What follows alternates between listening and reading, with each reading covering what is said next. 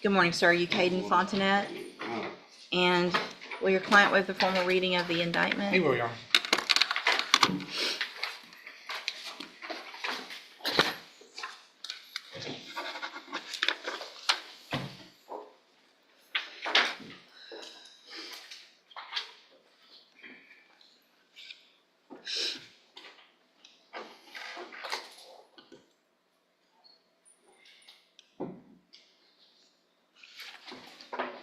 Mr. Fontanet, in cause number 25 DCCR 1759, you're charged with the first-degree felony offense of aggravated robbery from October 10th of 2025. And how do you plead to that charge? Guilty.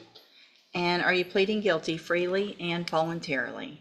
Yes, ma'am. And are you pleading guilty because you did what they charged you with? Yes, ma'am.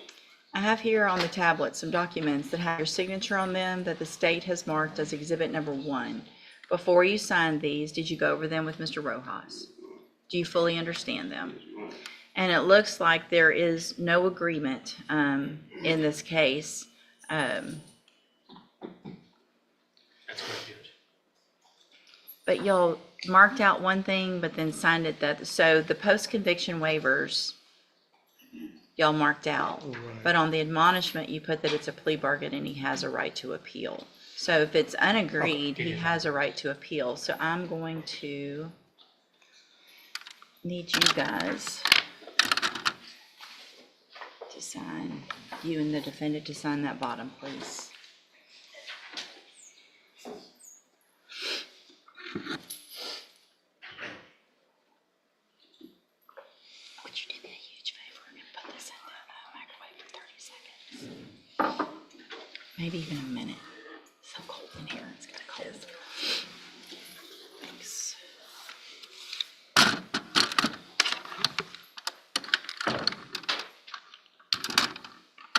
Thanks.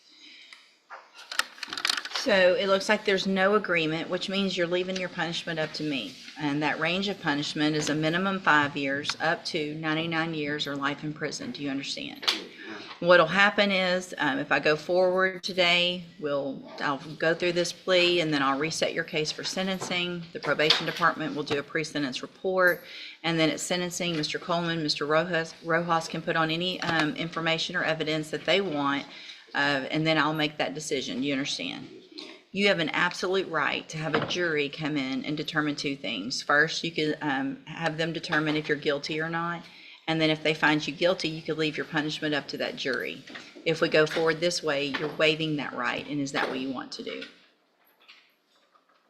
Do you want a jury or do you want me? You. Okay, so you're waiving your right to a jury, right? Okay. Do you also understand, if you're not a U.S. citizen, that a plea of guilty or no contest may result in your deportation, exclusion from admission to the country, or denial of naturalization under federal law? State tenders number 1. No objection. It's admitted. Is there any evidence that Mr. Fontanet is not competent? No, Your Honor. All right, sir, I'm going to find that you entered your plea of guilty freely and voluntarily, find that you're mentally competent and understand the nature and the consequences of your plea, find sufficient evidence to find you guilty. However, I'm going to reset your case for sentencing. Like I said, we'll get that pre-sentence report done, and then we will come back later for sentencing. Anything that you think is important for me to know, get that information to Mr. Rojas, and he'll present it to me on your behalf when we come back. Do either of you anticipate a long hearing or just a normal day? We should be fine. Okay, we'll see y'all back at sentencing. Mr. Fontanet, I don't know that we checked today or not. I just want to let you know something real quick. But for sentencings, we always get jail incident reports. So I don't know what you've been doing, hopefully nothing. But if you have been acting up and getting incident reports in our jail, it better stop today, because I'll look at all of them, and if there's reports, when you come back, it is very unlikely that you're going to get a whole lot of anything out of me as far as low end of the punishment range or probation or things like that if you can't follow the rules out there, okay? Okay, we'll see you back at sentencing. Out today, and to take care of her case. She states that she has some medical concerns that she's trying to get taken care of as far as surgeries involved. And so she's indicated to me that she plans to bond out today. So, Ms. Close, that's, if you want to reject that offer, that's fine. I know y'all talked about it, and Ms. Holmes has explained to you the position of the state. That's between y'all. If that plea agreement is out there later, it is. If it's not, it's not. I also want to make sure you understand, if you bond out, you will be expected to at least try to hire a lawyer as well. If you can't afford one, we'll go through a process, and then you might still qualify for a court-appointed. But if you make a bond, I want you to at least start trying to talk to some lawyers about hiring them, okay? So I will reset your case. If for some reason you don't bond out or whatever happens, talk to Ms. Holmes. She's still your lawyer until we determine otherwise, and she'll be working on your case unless you hire somebody else, okay? All right, you can go back with the bailiff. All right, are you Mark Anthony King? And so Mr. King is charged in cause number 25, DCCR 1063, 1064, and 1065 with aggravated sexual assault of a child. The bonds, it looks like, are they all set at $250,000? The bonds are currently all set at $250,000. Ms. Holmes has filed a motion asking for me to reduce those bonds. And just based on what you guys were just saying, it looks like offense dates were from 2018 and 2019. Mr. King was a juvenile at the time and has now been certified. When I say at the time of the offense as a juvenile, but certified to stand trial as an adult at this point, correct? Yes. We're all on the same page. Okay. Mr. Nichols, before we go too much into it, what is the state's position with regard to bond? I don't have a huge objection to a reasonable bond, Your Honor. This case involves allegations with an 8-year-old girl, or 8-year-old at the time. It was a delayed discovery, delayed outcry. In all candor, I've had trouble getting in touch with her family, and so I don't know where this case is going to end up at this point. Was there, what was the relationship with It's the a alleged? A cousin, okay. So, Mr. King, where will you be living if you make bond in your case? With my sister. With your sister? And what, do you know the address? 14 Is it Beaumont? Is it Port Arthur? Is she here? No, because I talked to his mom. It's in Beaumont. It's in Beaumont. What's your sister's name? Raven Wilson. Raven Wilson? Okay. Does Raven have children? How many? Five. I just had one. How old? That's going to be a problem. You can't stay with your mom? So here's the thing, based on the nature of these allegations, at least while your case is pending, if I reduce those bonds, you're not going to be around any children under the age of 18. So do you have another option of where to live? You'll have to ask your mom. Okay, so let's do this. I'm not opposed to reducing the bonds. But I need to know that there is a place where there are no children under the age of 18 with someone who's willing to make sure kind of that happens. We don't need to have a hearing necessarily. I'll make the conditions of that. I'll likely have a GPS monitoring device, and understand that that's a financial issue. So I'll take that into consideration on the amounts, and also what Mr. Nichols said about the complaining witness and some difficulty. And we'll continue to do our job, Judge. It's just at this point, we haven't been able to make contact. Okay. And is it the same complaining witness in all three? There's 2 complaining witnesses in the three cases. Okay, all right. And are they the same? Same rough age. Family. Two of them But is the same person, they just had 2 different dates. But the two complaining witnesses, what is their relationship to each other? They are cousins. They're also cousins. Yes. Everybody's cousins. Okay. All right. So, yeah, get me that information. If you'll just send an email, Ms. Holmes, to Mr. Nichols and I'll let y'all know together what the amount is and what the conditions are, as long as there's a place that is for sure with no Yes, ma'am. children under the age of 18. Okay. Thank you, Your Honor. Thank you. Keep those. Good morning. Are you Dominique Lee? Yes, no. And this is 25 DCCR 1784. Mr. Lee is charged with criminal mischief from October 14th of 2025. What is the announcement? Judge, I've talked to Mr. Lee about the situation. I've also, of course, have talked with the state. There is some information I do need to check out in regards to probation he had been recently placed on. And some other things with his criminal history, because especially with that probation, I think that may give us an option to try to get this resolved. A probation here or somewhere else? That's Here. here, Judge, and we spoke about this, but, I mean, he's got, obviously, through the indictment, it's like it bumps it up to a third degree versus what his. Bumps it up to a second. Second, actually. But if there's, do you show an active? So there would be an MTRP if there was. I don't have. All right, I'll reset it so you can figure that out, because if there is a motion, I would assume that there would be a motion to, I mean, if there is a Right, right. probation, I would assume there would be a motion to revoke. So I'll just do a normal reset to give you some time to get all that worked out. If you'll check into it I'll too check and into see. it. I did check prior to coming down, Judge, but I don't have that. It's not in our system. So I'm Okay. not sure what. Talk to probation, talk to him more and see if you can figure it out. Otherwise, we'll go forward with what we got when we come back. Because my understanding is that is kind of what led us, because he was in custody at the time and then was released when he received the probation. This allegation occurred, of course, inside the jail. The criminal mischief? Yeah, this occurred while in custody, Okay. so. Okay. Okay, I'll let you guys check on it and see, what it was, and if you got the probation after the incident. It's okay. All right, we'll figure it out. Y'all figure it out. Okay, go back with the bailiff. Thanks. Thank you. And then, Maribel, is it Raquel?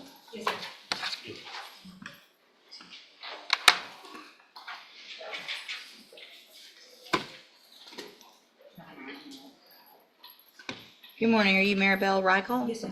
And Ms. Raquel, in cause number 25 DCCR 0664, you're charged with the state jail felony offense of unauthorized use of a vehicle from April 2nd of 2025.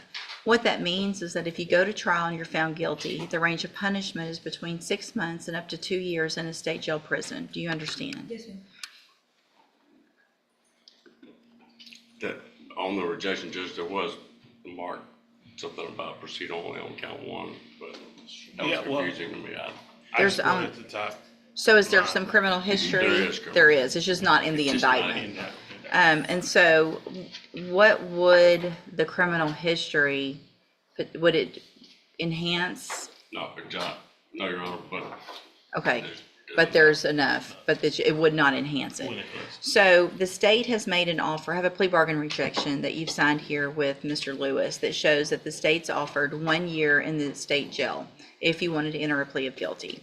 You have every right to reject that and have a jury come in and determine if you're guilty or not. And if they find you guilty, you can leave your punishment up to them.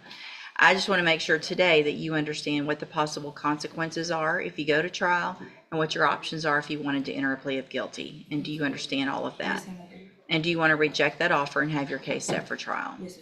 All right, we'll get that done. Ms. Raquel, Mr. Lewis has been appointed to represent you. He's one of the attorneys who handles a lot of cases for me as a court-appointed attorney. With your permission, I can release him. We can appoint another attorney today who could begin preparation for trial a little quicker. Is that okay with you? Okay. If Mr. Lewis can not do it, then yes, ma'am. And he can. It's totally up to you. He's. Mr. Lewis. You would? Okay, so Mr. Lewis will remain as your attorney and begin preparation for trial. All right, you can go back with the bailiff. Thank you. So you're Thaddeus McCray, Yes, ma'am. and Mr. McCray is currently on probation for aggravated assault causing serious bodily injury. A motion to revoke has been filed. Obviously, the main allegation is the new offense of the alleged murder. And it's my understanding that it has not been indicted yet. What I'm going to do is one more reset on this motion. Mr. Smith, I know it's only been less than a month, I guess. Well, a little over a month. If you'll please get with intake and I'll try to find a timeline on this. figure out when, and if you'll let us know that, but I'll do one more reset. But if it's, for some reason, there's some issues, I can't just keep holding this for that. So this will be the kind of the last reset on the motion without some specific information of what's going on that murder case. Okay, perfect. You can go back with the bailiff, sir. Hopefully, soon Ms. Peraza will find out what the status of the murder case is. Once it gets indicted, she'll get all that information. Then we'll see where we go with your cases. Okay? All right, you can go back with the bailiff. Good morning, sir. Are you Jason Jones? And Mr. Parker, will your client waive the formal reading of the motion? You will, Your Honor. Mr. Jones, best you can, raise your right hand, please. Do you swear or affirm the testimony you're going to give in this hearing will be the truth, the whole truth, and nothing but the truth? Thank you, sir. And so, Mr. Jones, in cause number 23, DCCR 0390, I have a motion to revoke your community supervision. Shows that you were placed on probation June 2nd of 2025 for the third-degree felony offense of unlawful possession of a firearm by felon, and that was a 10-year term in prison that was probated for 5 years. Is that correct? Yes, ma'am. It alleges that you violated your probation. Count 1 alleges that you were arrested for, state wish to do anything with that wording? I would like to amend it to say. Y'all gotta go through all committed these. the offense of. On counts 1 and 2? Yes, Your Honor. Any, I have no objection, but also point out, I assume the date is wrong on number 3. That's correct. It should read June. Count 3. This is filed July 30th. yeah, probably, I'll print it. I need y'all to go through all these motions for the arrested language and change those. Kelly, do we have an idea when it started? I'm sorry. When it started? She has no reading the idea. rest? Okay. The MTRPs say arrested for instead of, y'all's people write them, so I don't know when they started doing that. Or who, if it changed up there, if Probably somebody because- changed that did that? Well, we're third secretary in office. Okay. You know, a little over a year, so yeah. They need to, somebody needs to make it their job to go back through all of them. Maybe at least for that year. It seems like it's been an issue. I think so. Okay, But what I'd like to amend, Your Honor, is take out was arrested for and put committed. So read committed the offense of.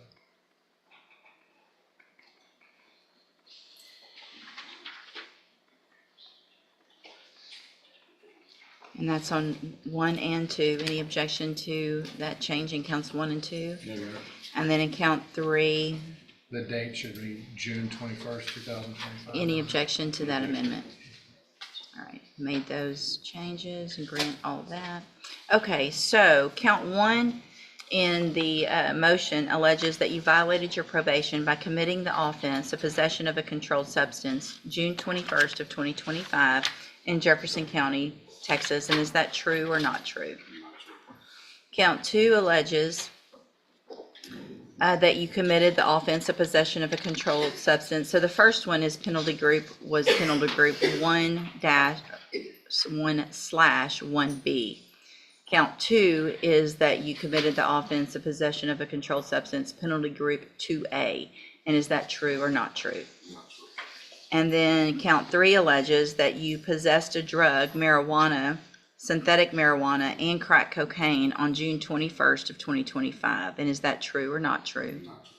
And then count 4 alleges that you failed to stay away from locations considered high crime areas by being arrested by BPD on June 21st of 2025 in a high drug trafficking area with various illegal substances in your possession. Is that true or not true? Not true. All right, so what we'll do, I'll enter pleas of not true to counts 1 through 4. We will reset this for a hearing. How long would you anticipate? I'm assuming you'll need lab and, Judge, the substances have been sent off to an independent lab to expedite testing. That's currently in their possession being tested. I made that request early December, so I expect it to be back before we have a hearing. okay, we'll reset it for a hearing. I'll get an updated pre-sentence report. And as soon as obviously you get any of that information, get it to Mr. Parker. We'll set it for maybe a day where we have a little longer than just an 11 o'clock. We'll set it where we have time for officers and whatever we need. Okay? All right, you can go back with the bailiff. Williams. And so Mr. Williams' case is set for trial to begin with jury selection Monday. Announcements? Judge, I've talked to Mr. Nichols. I'm asking for 30 days. I finally got some clarification on the Social Security records that I'm trying to obtain. They told me how to do it. They'll either let me know they're ready. I send them an invoice if they'll give them to me. They'll certify them. They'll make them court admissible. The court doesn't have to, nothing about an order from this court or a writ or anything like that. They told me it may take up to 90 days, and that was 60 days ago when I think I finally got on the right track with them. So I'll know something, if I don't have them then I just. I mean, and you believe that they're necessary I think for that the they- trial? I think, like as the court pointed out last time, they may be necessary in mitigating circumstances.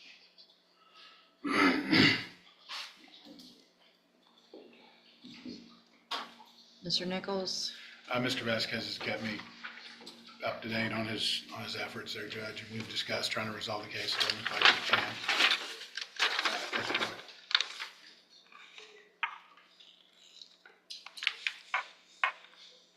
And I guess, would the state at trial be going on the murder? Yes, Your Honor, that's my Okay. intent. Okay. Does that, I don't want to wait for all of this No, Judge. for mitigation on a murder if you elect to go on No, the other. we're going forward on the murder. Okay, all right, so I will reset, it will be on the next trial docket, which should be more than enough time. That's about 75 to 90 days-ish for our trial dockets. And then at that point, it'll be time. Thank It's you. getting old and it'll be time to get the case taken care of. Okay? All right, and as always, I've said, if you need any help, let me know. Thank you, Judge. All right, thank you. Thank you, Your You Honor. can go back with the bailiff.